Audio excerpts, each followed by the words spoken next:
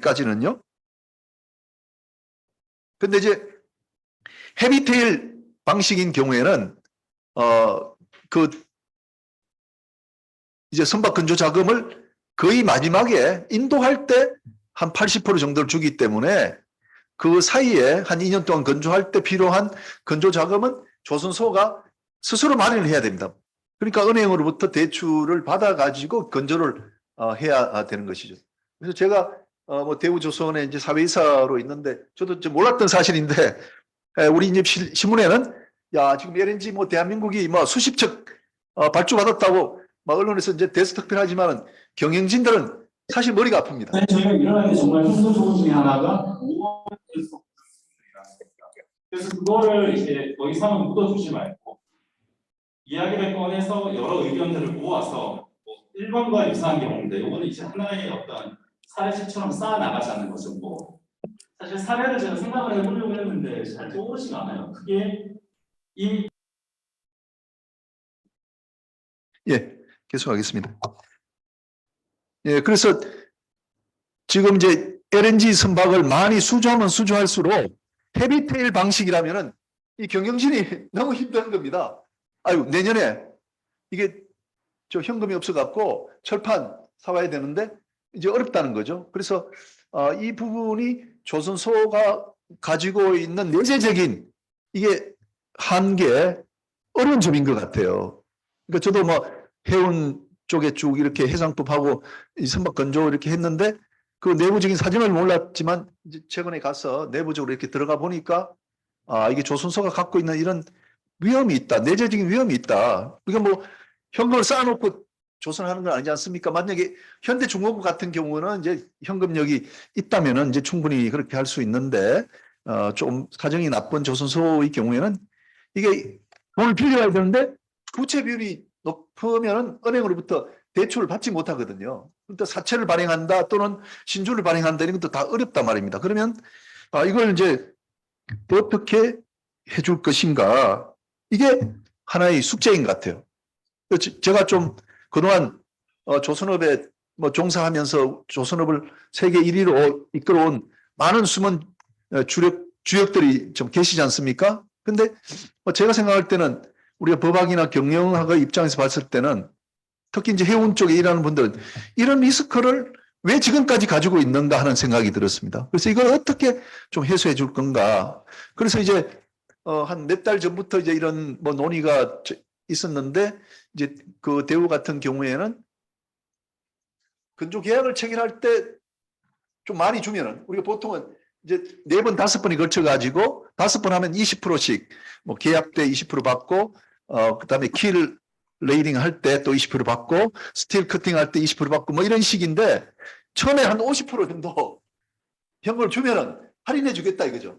그래서 H&M 같은 경우에도 현금력이 워낙 좋으니까 최근에 조그만 배를 이제 건조할 때 H&M에서 50%를 줬다 그러더라고요. 그래서 만약에 그렇게만 해준다면은 조선소가 이제 건조하는데 엄청 도움이 되겠다는 생각이 들었습니다. 그래서 이러한 것들이 이제 자금력이 충분한 해운사들이 건조 계약 시에 선수금을 미리 한 50% 지급하면은 좋지 않겠나 하는 것이 이제 하나의 그 해결책이 될 수 있을 겁니다. 그래서 뭐 제가 뭐 사회까지 보게 되는데 1, 2, 3 요 주제에 대해서 오늘 뭐 토론자로 뭐 정우영 변호사님도 여기 망에 계신데 한 5분이 요 주제에 대해서 좀 어떻게 생각하시는지 의견을 주시면은 요걸 마무리하고 또 두 번째 주제로 이렇게 넘어가도록 하겠습니다. 그래서 뭐 첫 번째 주제 그 선박 건조 기간 중에 건조 자금이 조달 해소 방안으로 뭐 어떤 게 있는지 좀 의견을 한번 묻도록 그렇게 하겠습니다. 그래서 또 순서는 오늘 토론에 우리 최재형 박사님 좀 소개 올리겠습니다. 최재형 박사님 우리 원로 선박금융인이십니다. 그리고 정우영 변호사님 망에 계시는지 모르겠습니다. 정우영 박사님, 정우영 변호사님. 네, 들어와 있습니다. 예, 우리 연구의 수석 부회장님이십니다. 다음은 장세호 한국산업은행의 실장님, 우리 연구의 상무이사님이십니다. 네, 안녕하세요. 예, 그다음에 이동해 박사님, 우리 그 연구회 회장이시면서 고려대학교 해상법 연구센터에 지금 부소장님으로 계십니다. 예, 예, 반갑습니다. 안녕하십니까. 예, 다음으로 우리 박성화 실장님 KMI에서 해양금융 총책임으로 계십니다. 반갑습니다. 박성화입니다. 예, 반갑습니다. 자, 그러면 제1주제에 대한 토론에 들어가도록 하겠습니다. 우리 지금 5분의 토론을 또 듣고 플로어에서도 좋은 의견이 있으시면 좀 말씀을 듣도록 하겠습니다.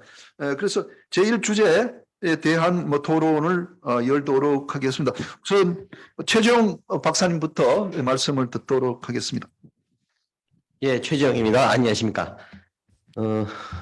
급하게 준비가 좀 덜 된 상태에서 좀 얘기를 드리려니까 아쉬운 점이 있긴 하지만 제가 이 발제에 대해서 간단하게 말씀드린다면 선수금 50%를 지급하는 것이 이제 이 여유가 있는 HMM 같은 데서는 가능하겠지만 또 이 중소해운 선사 중에서는 그렇지 못한 경우도 있을 텐데 이런 경우에도 자기네들이 50% 이렇게 하는 것에 대해서 좀 세제적으로나 정책적으로나 지원을 할 수 있는 방안이 없는가 그런 걸 한번 생각해 봐야 되지 않겠나 그런 점을 좀 말씀드리고 싶었습니다.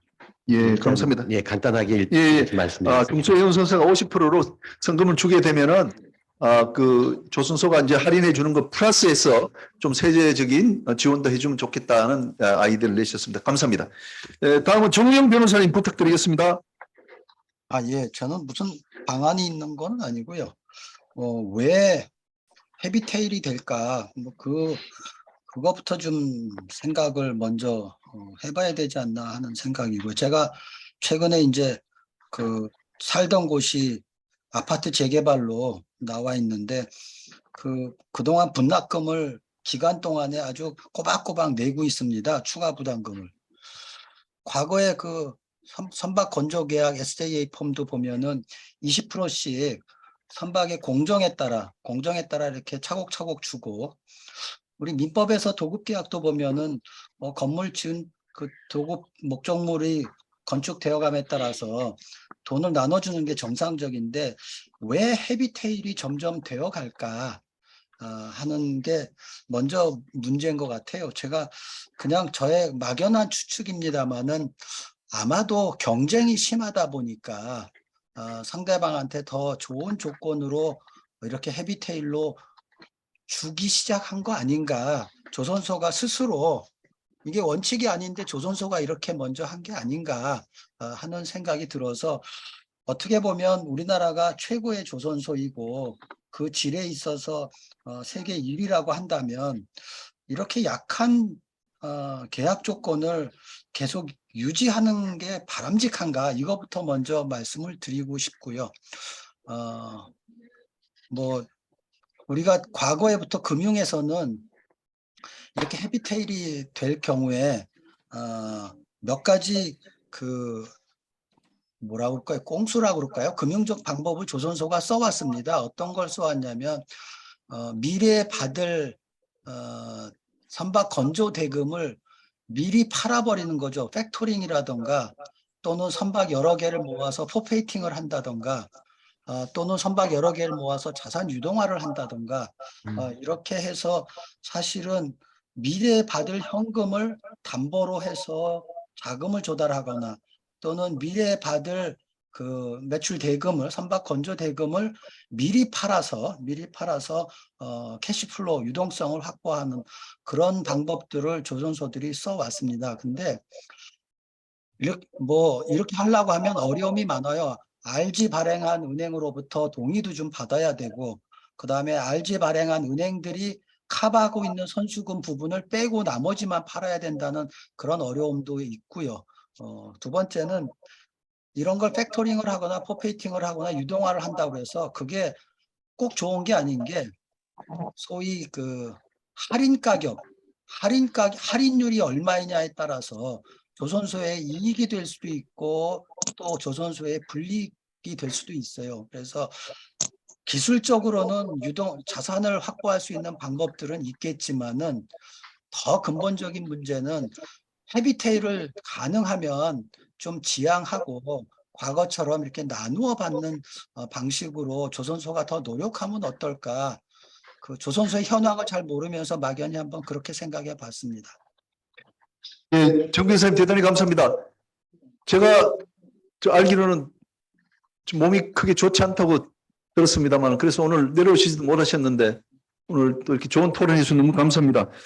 뭐 저도 생각을 못했던 그 부분인데 팩토링이나 뭐 자산 유동화 시켜가지고 미리 현금을 이제 조선소가 확보하는 방법을 과거에 이제 썼었는데 여기도 이제 할인율이 문제가 되니까 이것보다는 우리가 도급계약의 그 기본으로 돌아가서 공정에 따른 만큼 그 건조 대금을 선수금 형태로 받도록 하자. 그게 뭐 제일 좋은 방법이 아닌가 이렇게 의견을 주셨습니다. 변호사님 대단히 감사합니다. 예. 다음은 그 장수호 실장님 말씀 부탁드리겠습니다. 네, 안녕하세요. 예, 저도 뭐 조선소를 담당해보고 해운사도 담당을 해봤는데 실질적으로 해운과 이제 조선 간의 이제 발주와 이제 건조, 선박 건조의 관계인데 저도 뭐 바람직하다면 해운사가 승급금을 많이 주고 조선소가 자금의 여유를 갖고 선박을 건조를 하면 자금 부담이라든가 그리고 원자재 가격 변동에 대한 위험은 상당히 완화될 것 같기는 한데 실질적으로 수주하는 데 있어서의 경쟁 관계다 보니 그게 시장 상황에 따라 그 인스톨먼트가 정해지는 거거든요. 그러다 보니까 최근에 조선소의 경쟁력이 떨어지다 보니 헤비테일 방식으로 갔다고 저는 보여집니다. 과거에는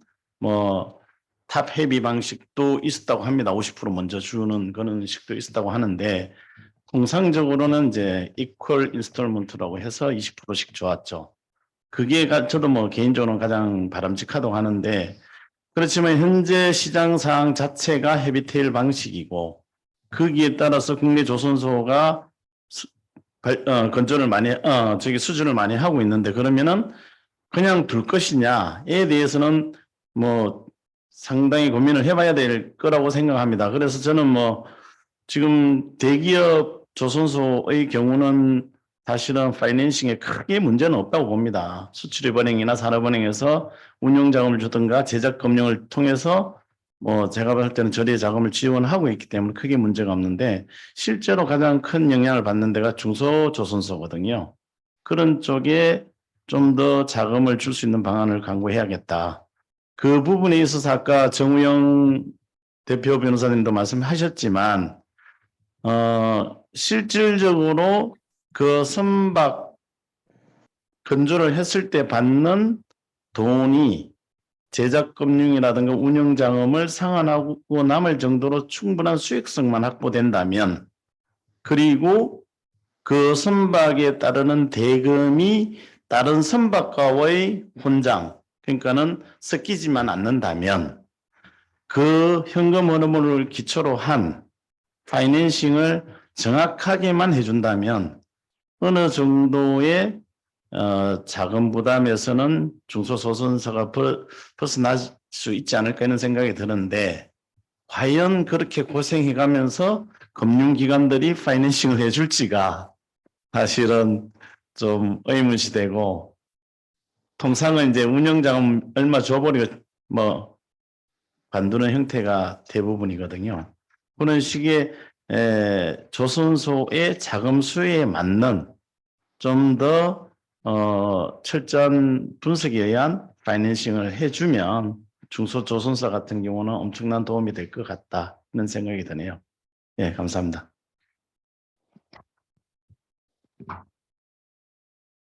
예, 그 장세호 실장님은 이제 조선소가 이제 경쟁 관계에 있다 보니까 좀 이렇게 약하게 그 헤비테일 방식으로 이제 가는 것이 아닌가 이렇게 말씀하셨고, 뭐 대기업 조선소는 문제가 없을 텐데 중소조선의 경우에는 예, 그 문제가 있을 것 같다 이렇게 말씀을 하시면서 그 조선소 자금 수요를 좀 정확히 봐가지고 그 선박 건조시 받는 돈이 제작금융보다 더 많다면은 우리가 충분히 대출해 줄 수 있지 않느냐 이렇게 말씀을 하셨습니다. 자, 그러면 그 다음에 이동해 이렇게 박사님의 또 말씀을 듣도록 하겠습니다. 예, 안녕하십니까. 이동입니다. 제가 그 해양금융종합센터의 장으로 있을 때는 이게 되게 이게 단순히 조선소 문제만이 아니고 이게 이제 연결되어 있는 부분이 상당히 많습니다. 특히 이제 헤비테일, 그 바이어스 마켓이 돼서 헤비테일이 되면 은행이 이제 돈을 빌려주면 뭐 문제가 해결되겠죠. 또 자산 유동화를 해서 하면 뭐 나이스하게 해결이 되겠죠. 보통의 경우는 그렇지 않습니다. 뭐 부채 비율이 높은 조선소에 그렇게 돈을 많이 빌려줄 수는 없고 그러다 보니까 또 조선소가 취하는 또 이 방법이 있어요. 그게 결국은 내가 선수금을 못 받았으니 결국은 내가 외상 매입을 많이 하는 거죠. 그래서 결국은 조선 기자재 업체들에다가 그 모든 신용을 또 전가하는 그런 또 연쇄 어려움이 생깁니다. 그래서 하나의 조선소가 이제 이 자금난이 생기면 그 조선에 관여된 기자재 업체들이 다 공통으로 그런 어떤 어려움을 겪기 때문에 이게 상당히 부정적인 문제입니다. 그래서 이 바이어스 마켓에 이 좀 기울어진 이 상황을 고칠 필요가 있다. 그래서 우리가 과거에 오랫동안 계속 이야기해왔던 부분이 우리가 기술력도 있고 또 나름의 많은 또 경쟁력이 있음에도 불구하고 이 경쟁 그 계약 구조에서 이렇게 좀 이 불리한 이 계약을 하는 것은 아무래도 우리 스스로 좀 너무 극심한 그 경쟁을 우리 스스로 야기하고 있지 않느냐.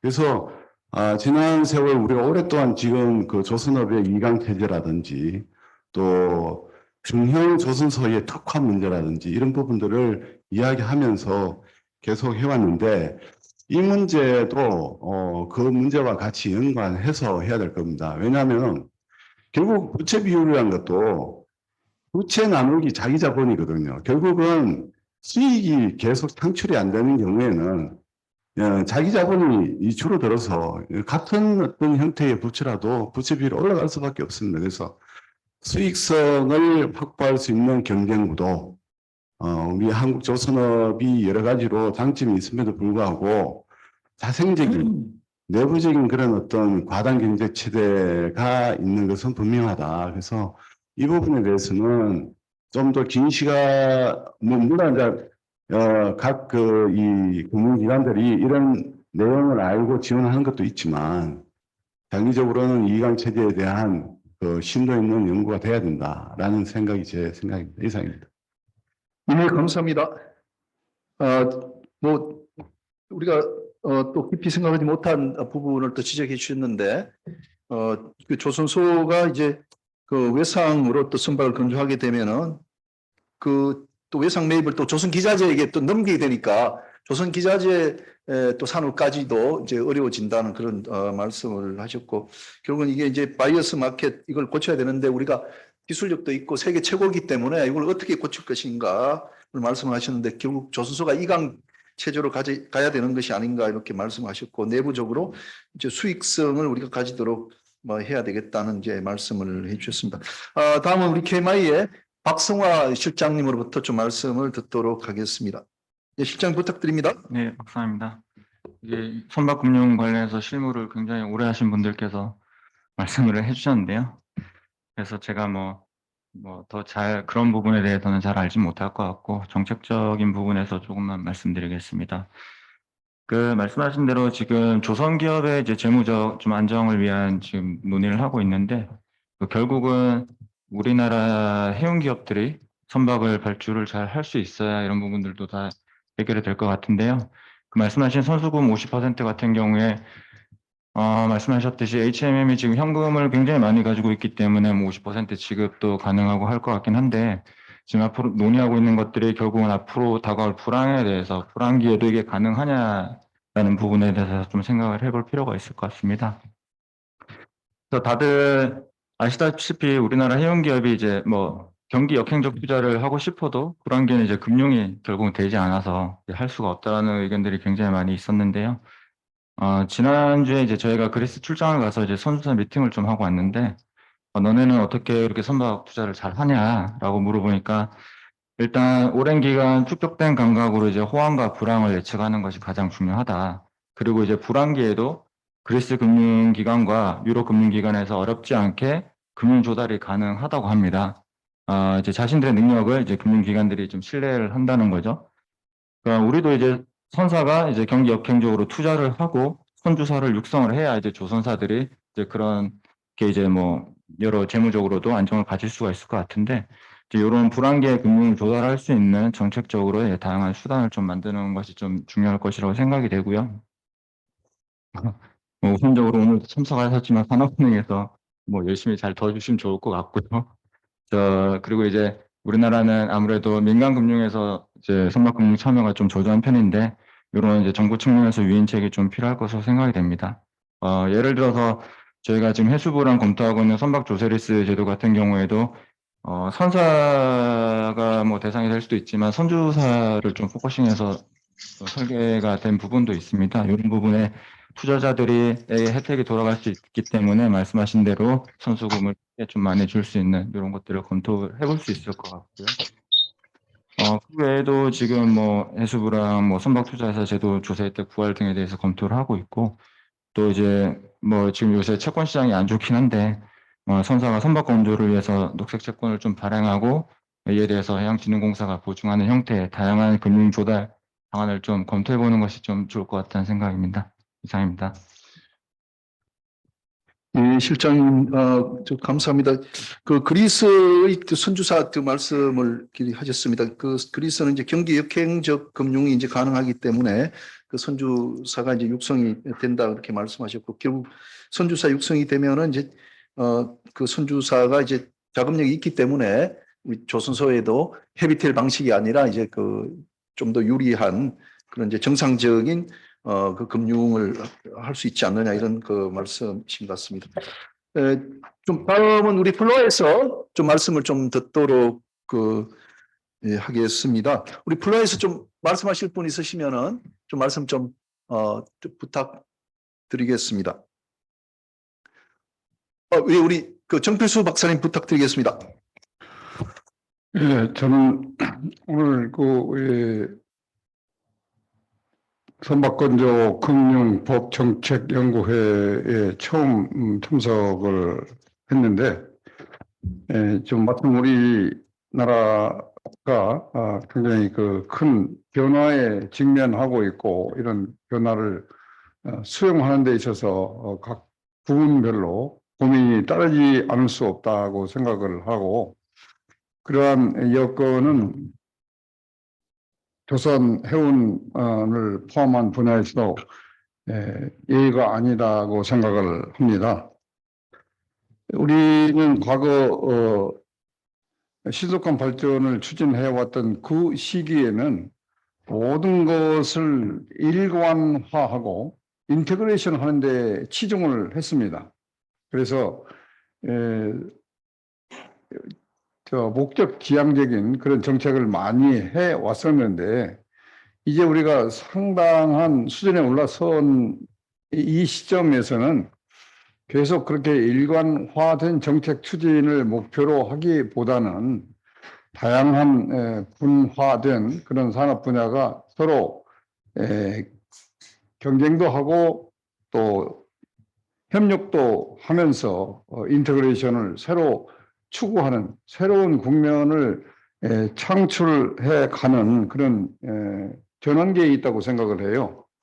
그래서 이제 그런 전환기로 우리가 꼽을 수 있는 여러 분야 중에 제일 먼저 생각되는 것이 바로 이게 선박 건조, 해운, 금융 요런 부분이라고 생각하거든요.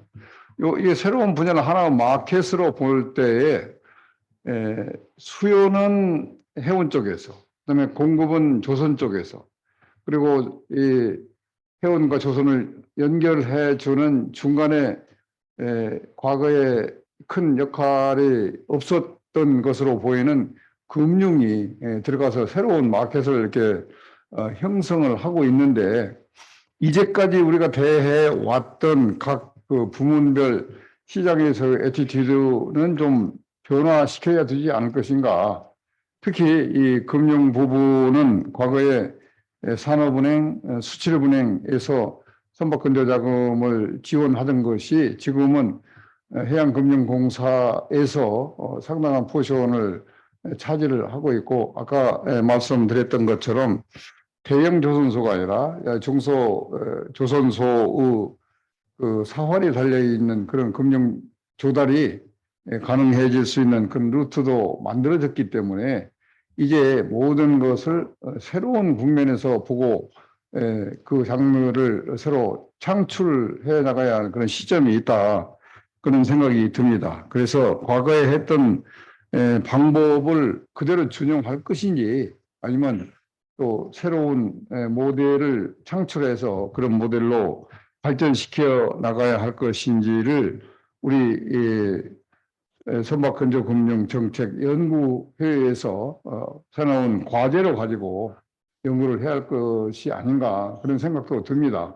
그렇게 보면은 오늘 여기서 세미나를 하는 것이 굉장히 중요한 변환점이 될 수도 있고, 또 한 단계 도약을 하기 위한 충분한 밑받침을 만들 수도 있다는 생각이 들어서 굉장히 의의가 크다고 생각합니다. 어쨌든 이 분야, 이 해운업에 의한 수요, 그다음에 조선업에 의한 공급, 그리고 금융 부분에 의한 중간 조정 과정이 하나의 새로운 마켓으로 등장하고 있는 요 적절한 시점에 우리가 어떻게 대처해 나가야 할 것인가를 면밀히 검토하고 또 거기에 대한 대안을 만들어야 될 것이다. 그런데 오늘 지금 우리 김인현 회장님께서 제안하신 세 가지 이 이슈는 바로 그러한 큰 그 차원에서 볼 때 그런 과제를 실천하는 좋은 그 실천 과제로 보입니다. 그래서 이 연구회가 더욱 더 발전하고 또 새로운 결실을 내서 우리 현실 세계에 새로운 루트를 천거하고 제시하는 계기가 되기를 바랍니다. 이상입니다. 예, 대단히 감사합니다. 다음은 이제 고병욱 박사님 말씀하실 텐데, 제가 정필수 그 박사님께서 말씀하신 부분에 약간 좀 첨언을 드리겠습니다. 저도 오늘 그 박사님이 중요한 인사이트를 줬다고 생각합니다.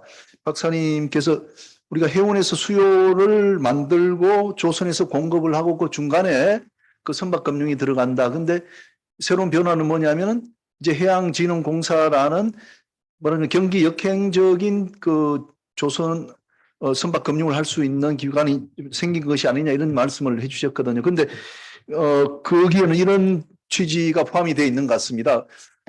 이제 우리나라 조선업은 수출 지향적이었거든요. 5%만 우리나라 선주들의 배를 건조를 했었습니다. 근데 일본은 50%입니다. 내수가 50%, 중국도 50%거든요. 근데 우리가 작년 재작년에 HMM 그걸 건조하면서 지금 15%까지 올랐었습니다. 그래서 우리가 아까 우리 저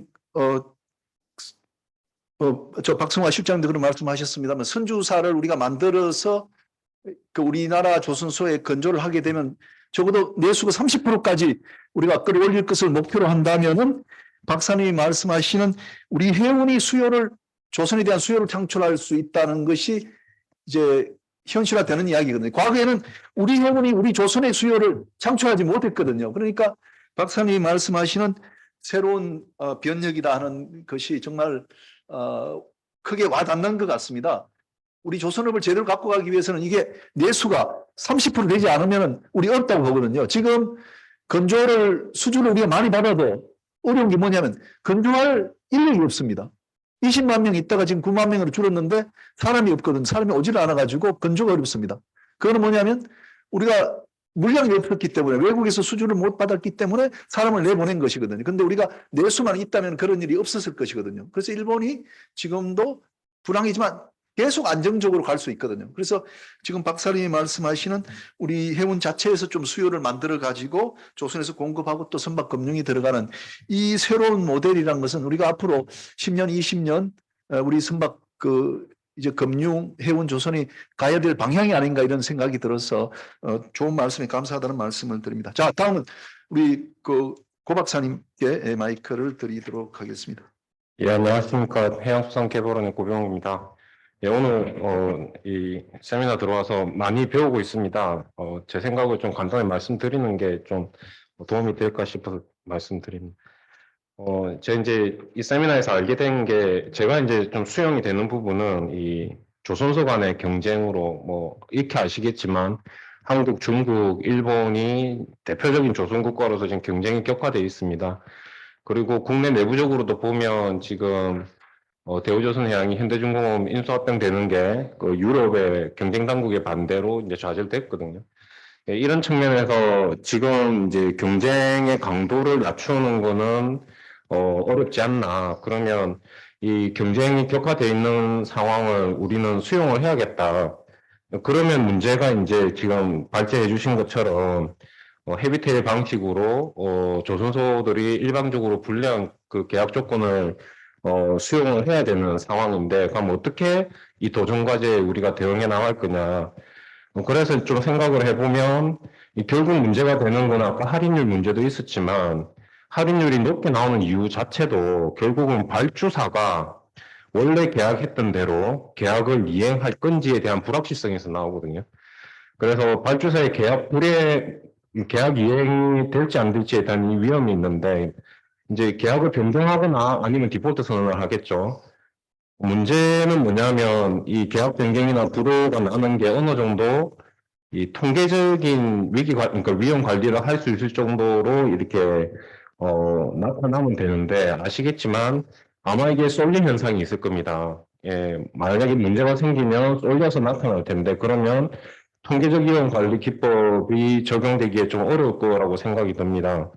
그래서 제가 좀 제안드리고 싶은 게, 마침 오늘 여기 현장에 배포된 자료로 보면 선주사 자료가 김인영 교수님 자료가 2개 아까 말씀이 있었는데 있습니다. 그래서 이런 도전과제에 좀 새로운 이제 건조금융 모델을 만들어야 되지 않을까. 아이디어는 옛날에 제가 알기로 그 정진영 회장님이 현대상선을 만들 때 현대중공업에서 만드는 선박이 문제가 생겨가지고 그러면 우리가 운항하자 이렇게 해서 만든 걸로 제가 어디서 들은 것 같습니다.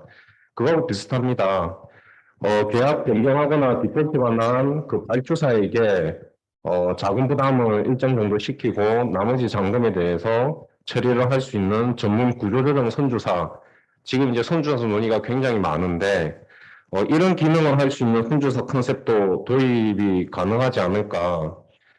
산업은행이 그 다양한 산업 프로모션 금융을 하지만 산업 구조조정 전문 우리 국책은행으로 알고 있습니다.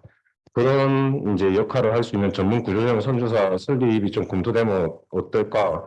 그러면서 이제 동시에 들어오는 게, 그러면 이 선주사는 어떤 비즈니스 모델로 가야 되느냐, 새로운 비즈니스 모델을 찾아내야 되고요.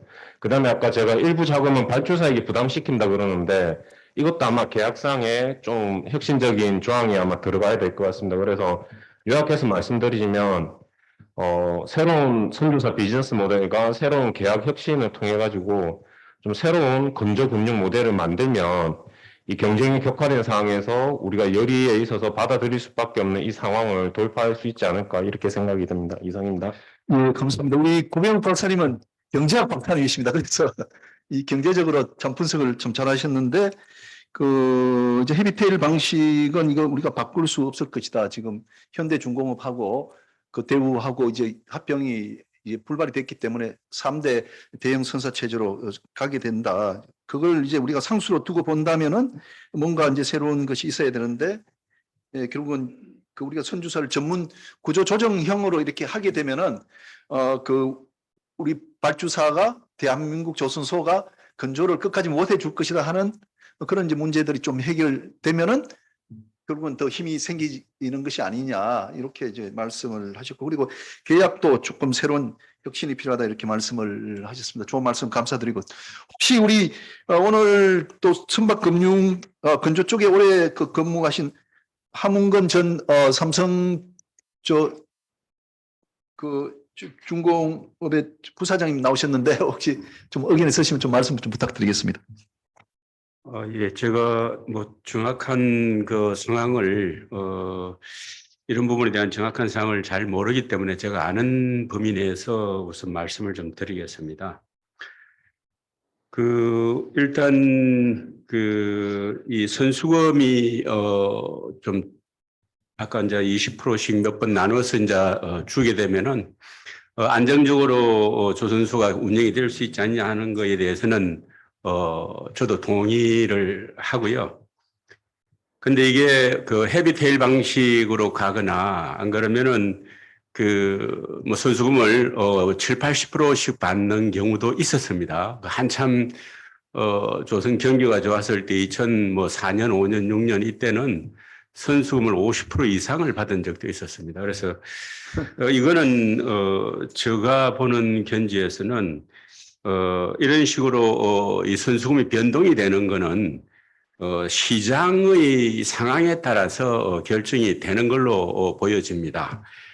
그래서 이게 특히 이제 시장에 대한 미리 예견을 잘하는 이 그리스 선주나 이 유럽 선주들 같은 경우에는 시장 상황을 미리 예견을 하고 2, 3년 뒤에 마켓이 어떻게 변할지에 따라서 선수금을 변동을 시킵니다. 그래서 뭐 예를 들면은 2012년 이후에 드릴십 마켓이 안 좋아졌을 때는 선주들이 그 이전에 드릴십 마켓이 좋았을 때는 선수금을 50%씩 막 주고 했다가 마켓이 좀 안 좋아질 거를 예상을 했을 때는 10% 정도밖에 안 줬습니다.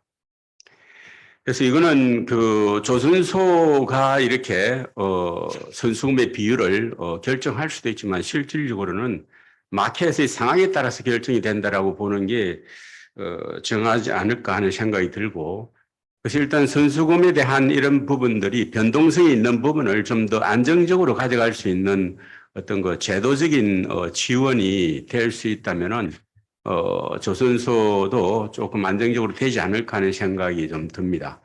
사실 뭐 이 중소형 조선소 같은 경우에는 대형 조선소는 조금 이 부분이 안정적으로 대응을 할 수 있다 하더라도 자금력이 아무래도 조금 해결하기가 좀 쉬우니까요.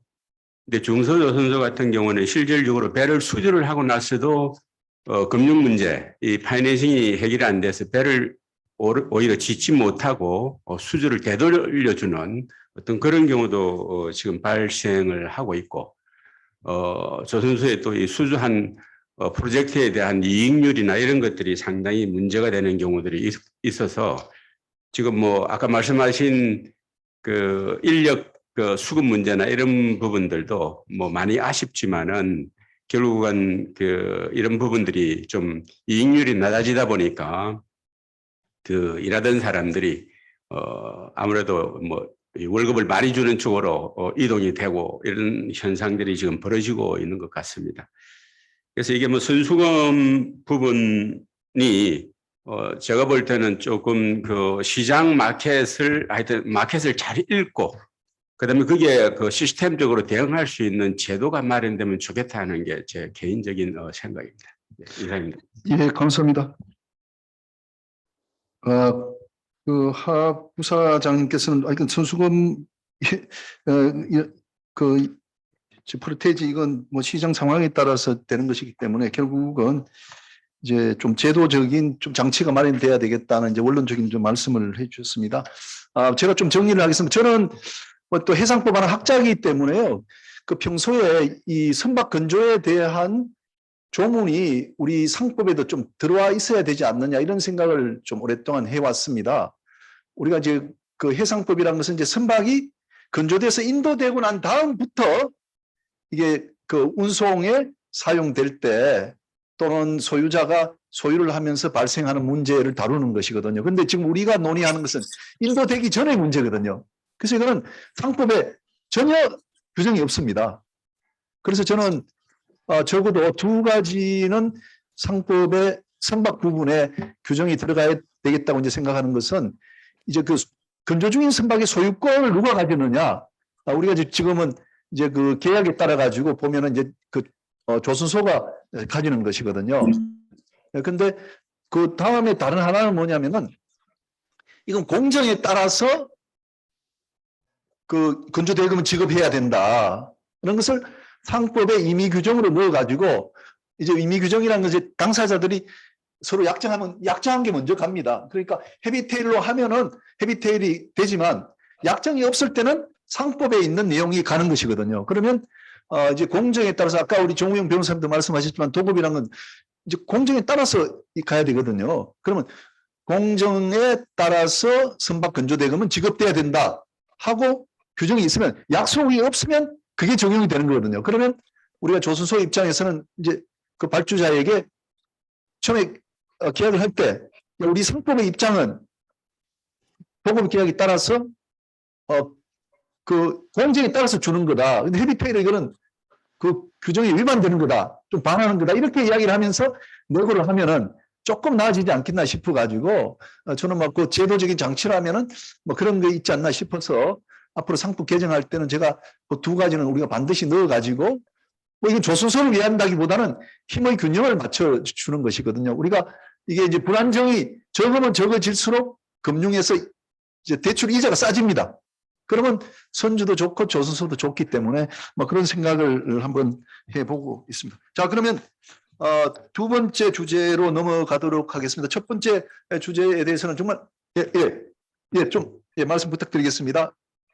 임종식 저는 선배. 뭐 이 내용에 대해서 제가 전문은 아니지만 또 질문은 한번 해볼 수 있다고 생각해서 그리고 오늘 또 이 재미있는 시간을 많이 가져주셔서 고맙게 생각하고 있습니다. 저는 이제 성급에 근무를 하고 있는데 얘기를 듣고 보니까 이러한 스트럭처된 이 자금의 문제가 조선소하고 선사 간에 이런 문제들은 분명히 우리뿐이 아니고 다른 나라도 이렇게 됐다, 가지고 있을 것이다. 중국도 그럴 것이고 일본도 그럴 것이다.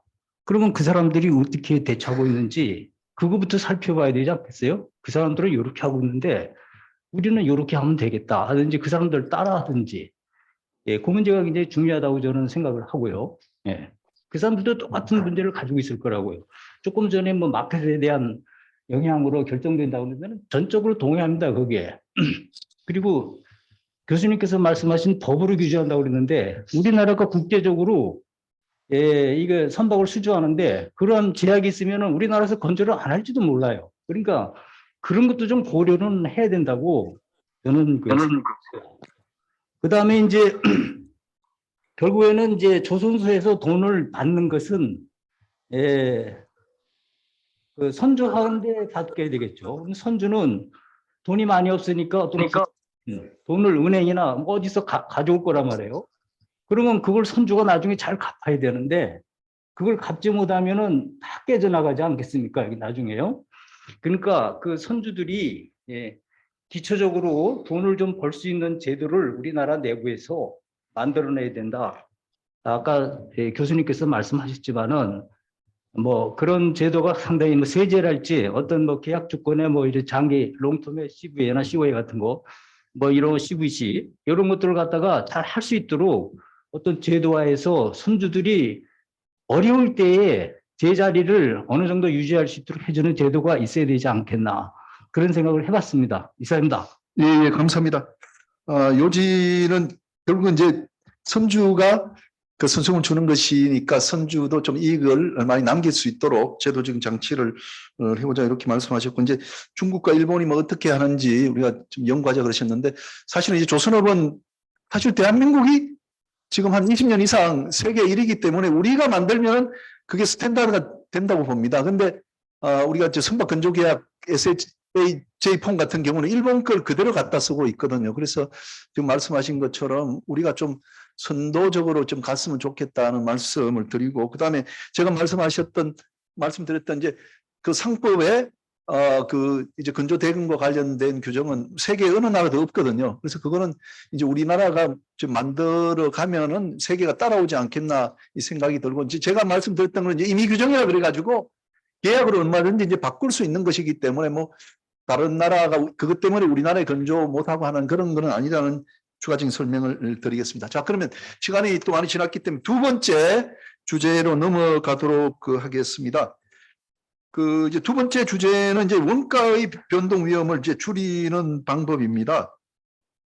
이제 근조 계약 시 이제 기초가 되었던 철판 가격이 이제 상승하게 되면은 근조 계약보다도 비용 지출이 더 많아지게 됩니다. 이것도 이제 수주 산업이기 때문에 이제 그렇게 되는 거죠. 그렇게 되면 이제 적자가 이제 발생하게 되고, 또 반대로 처음에 이제 계약을 할 때 조선소가 그 기준으로 삼았던 이제 철판 가격보다 가격이 떨어지면 이제 이윤이 많이 나게 되겠습니다. 그래서 제철소와 특히 조선소는 이 철판가의 가격 등락에 아주 큰 위험에 처해 있다고 이제 생각이 듭니다.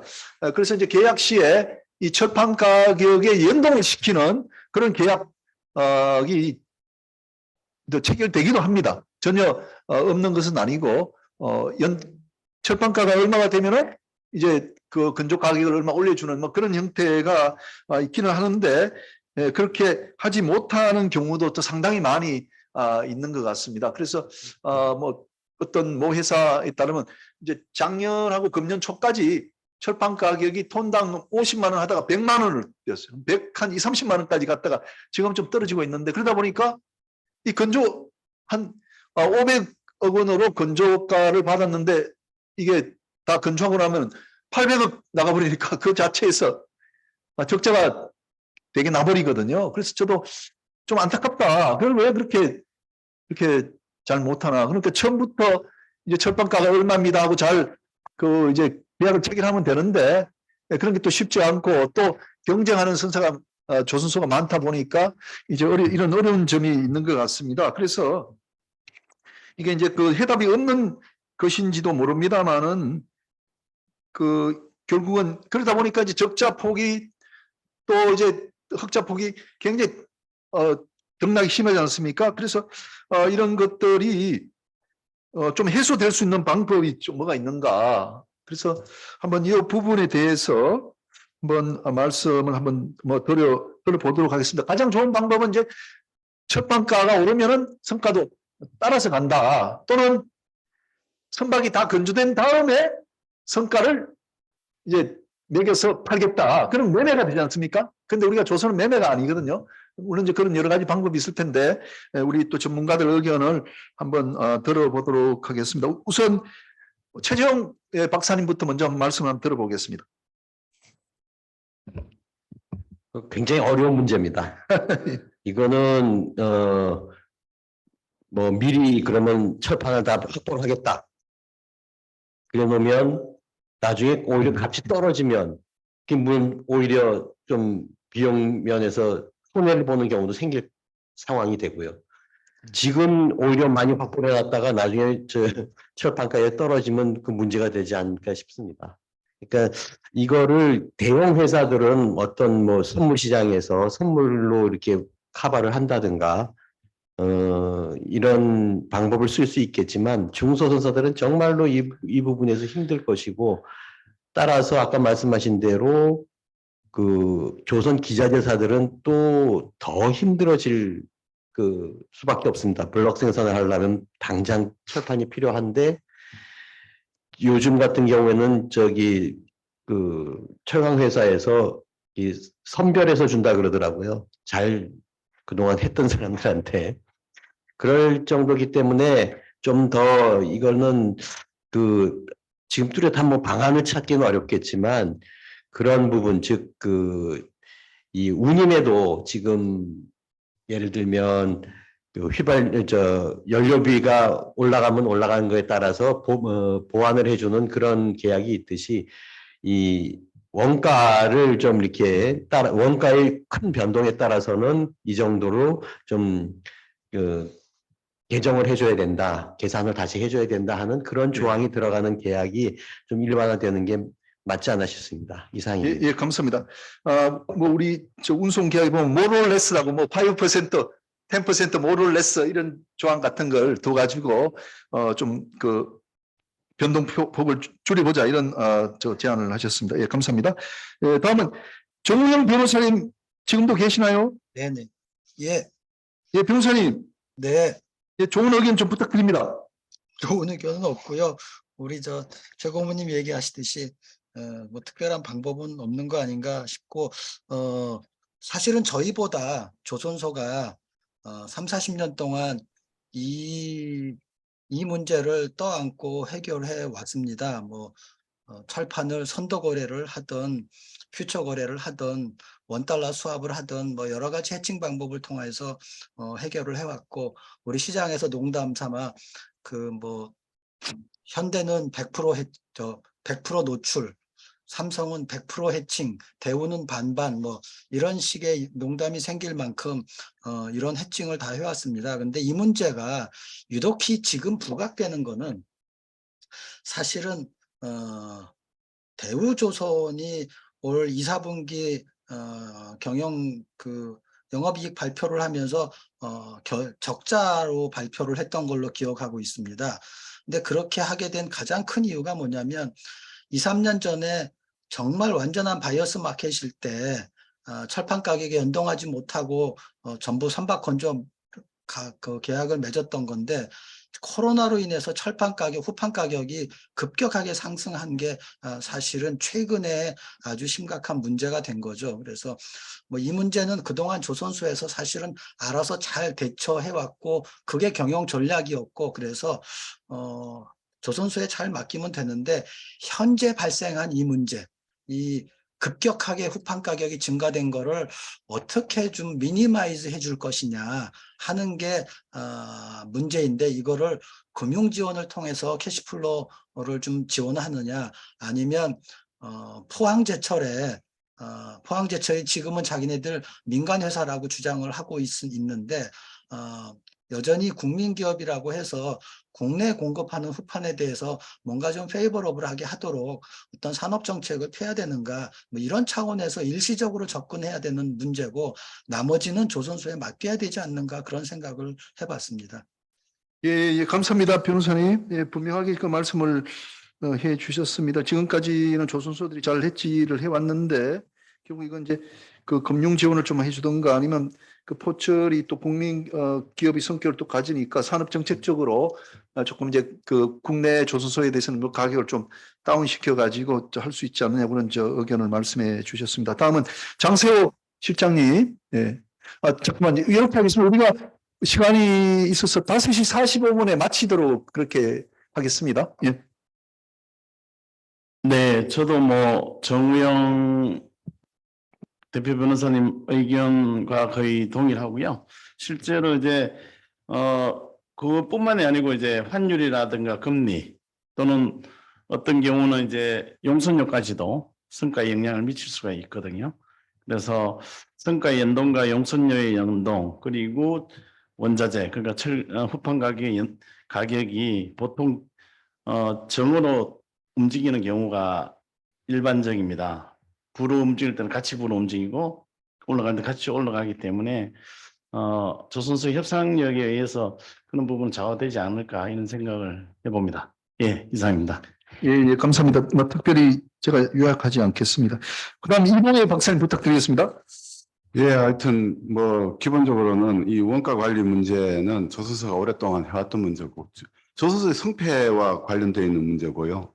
또 특히나 장기가 걸리는 플랜트나 이런 경우에는 더 그 효과가 장기 퍼포먼스에 영향을 미치기 때문에 매우 중요한 부분이라고 생각합니다.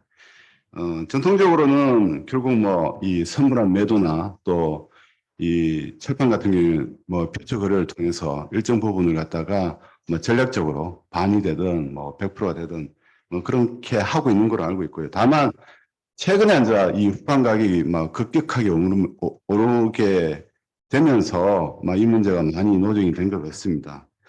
이뿐만 아니라 이 이제 국내에서 시리즈 계약한 것도 이 공인 선박뿐만 아니라 시리즈 계약한 부분도 원가 상승이 되니까 RG 발급이 안 돼요. 그러니까 RG 발급을 안 해주니까 시리즈 계약은 옵션 계약이나 그것이 또 무산이 되고 또 거기에 대해서 또 이 서로 간에 그 분쟁이 되는 그런 경우가 봅니다. 다만 제가 이제 한 가지 조금 더 애도해서 이야기를 할 수 있는 것은 결국 우리가 원가 관리를 보면은 국내 비중의 원가가 있고 해외 비중의 원가가 있는데 아무래도 아까 이야기하신 바대로 철판뿐만 아니라 나머지 부분도 약간은 국내 쪽이 원가 관리가 롱텀하게 좀 낫지 않을까라는 그 전략적인 면에서 그렇습니다.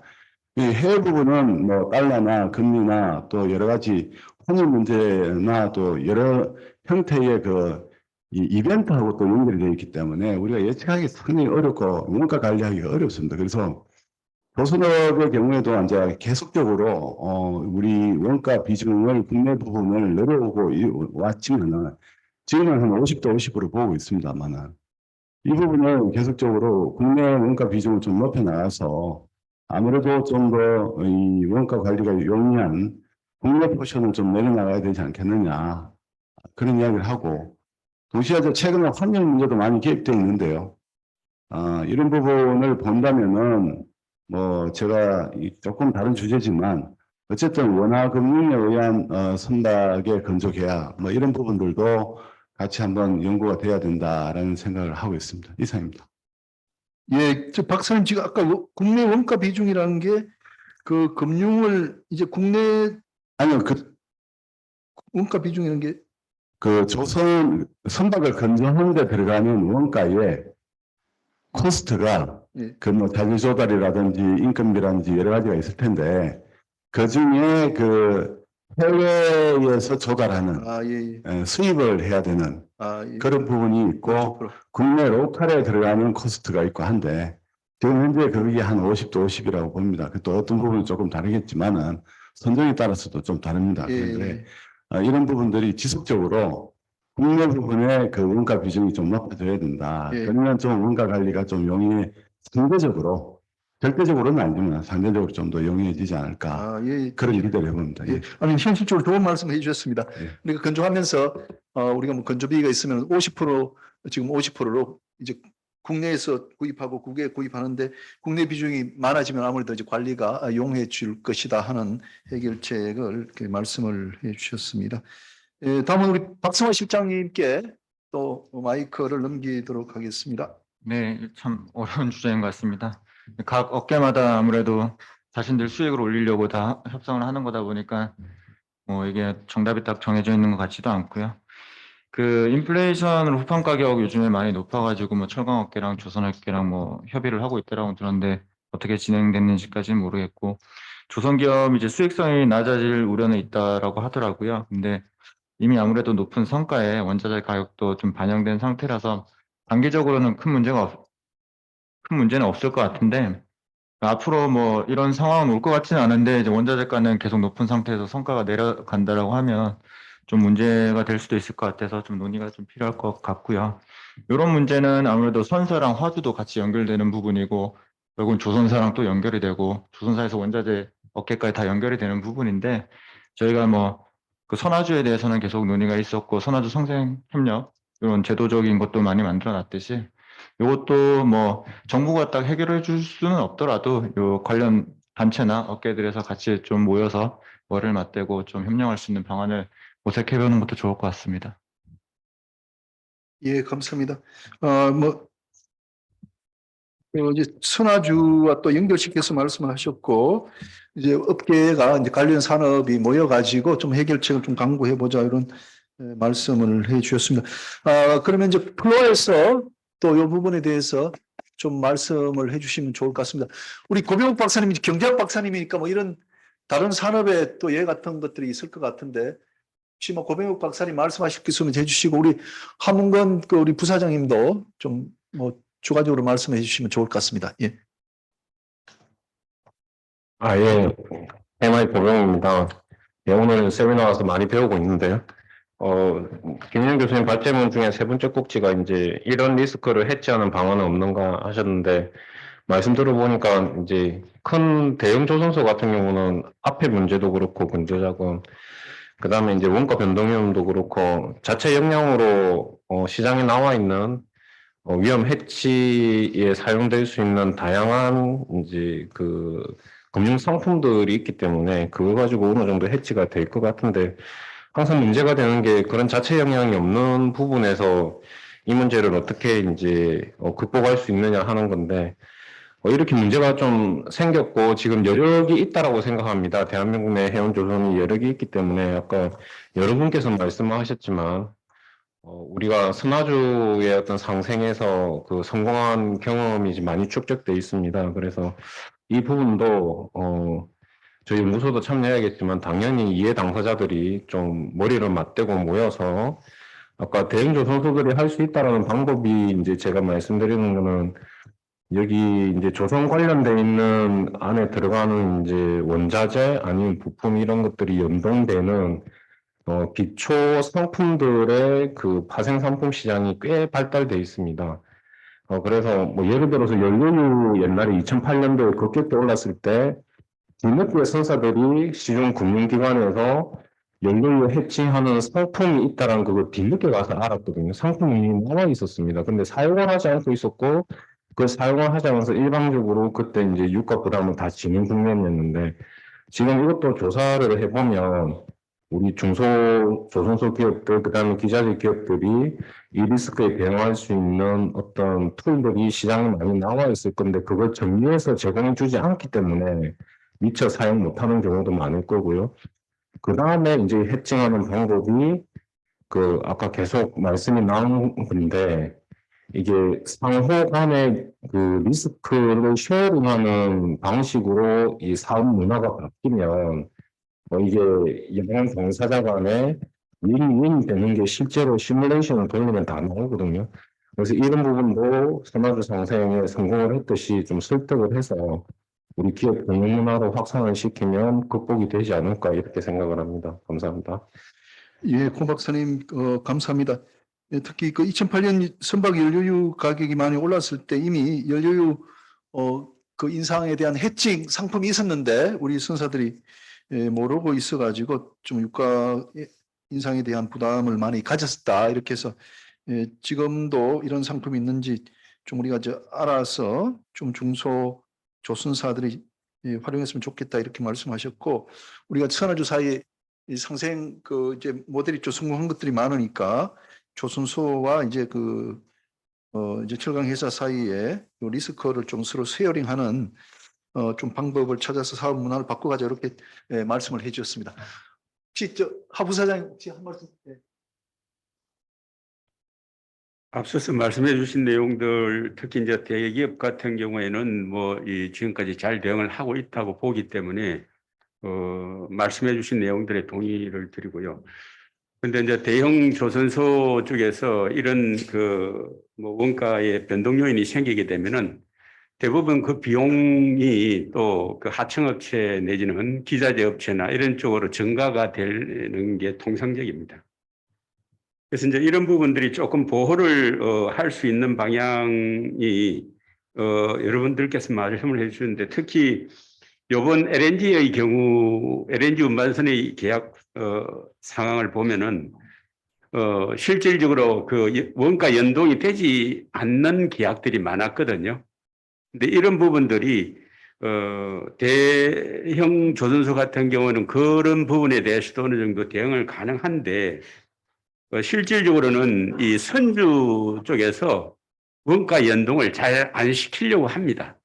그렇기 때문에 조선소들도 어쩔 수 없이 이렇게 이제 되는데, 예를 들면 뭐 리펀드 개런티를 하는 은행이라든지 이런 데에서 좀 강제적으로 만약에 이런 그 계약에 이런 것들이 반영이 되지 않으면은 리펀드 개런티가 안 되게 한다든지 그런 쪽으로도 한번 좀 생각해 볼 필요가 있지 않느냐.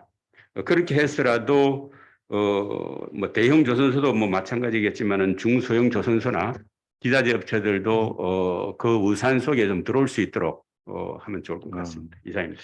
정말 좋은 말씀이시네요.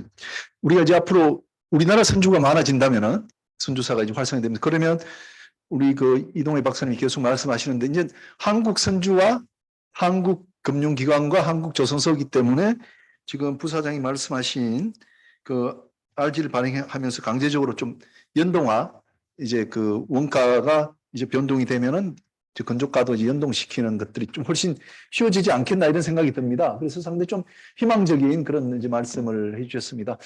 이렇게 하겠습니다.